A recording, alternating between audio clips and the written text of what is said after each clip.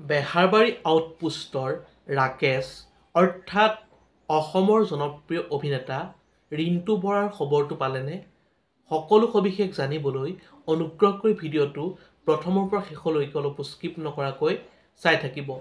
নমস্কাৰ বন্ধু বান্ধৱীসকল, আপোনালোক সকলোকে আন্তৰিক স্বাগতম জনাইছোঁ আমাৰ চেনেলৰ অন্য এটা নতুন ভিডিঅ'লৈ। তেন্তে আহক আজিৰ ভিডিঅ'টো আৰম্ভ কৰোঁ।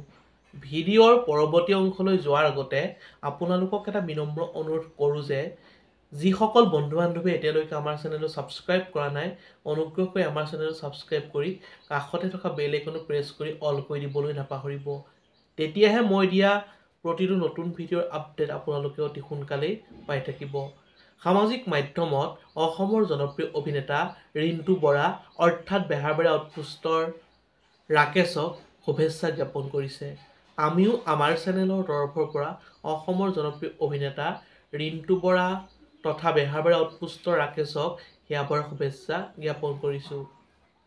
বন্ধু বান্ধৱীসকল, অসমৰ জনপ্ৰিয় অভিনেতা ৰাকেশে সামাজিক মাধ্যমত এটা বিশেষ পোষ্ট শ্বেয়াৰ কৰিছে আৰু এই বিশেষ পোষ্টটো পোৱাৰ পাছত প্ৰতিজন ছবি অনুৰাগীয়ে সামাজিক মাধ্যমত শুভকামনা আৰু আশীৰ্বাদ জ্ঞাপন কৰিছে। অসমৰ জনপ্ৰিয় অভিনেতা ৰাকেশৰ খবৰটো হ'ল যে তেওঁ এইবাৰ বিহু মঞ্চত কৌতুক অভিনয়ৰ বাবে সাজু হৈছে। বন্ধু বান্ধৱীসকল, খবৰটো জানিবৰ আপোনালোকে কেনেকুৱা পালে? যদি ভাল পালে তেন্তে লাইক, কমেণ্ট, শ্বেয়াৰ আৰু যদি নতুনকৈ আমাৰ চেনেলটো চাই আছে অনুগ্ৰহ কৰি ছাবস্ক্ৰাইব কৰি কাষতে থকা বেল আইকনটো প্ৰেছ কৰি অল কৰি দিবলৈ নাপাহৰিব। অন্য এটা নতুন ভিডিঅ' লগ পোৱাৰ প্ৰতিশ্ৰুতিৰে আজিলৈ বিদায় মাগিছোঁ। ধন্যবাদ।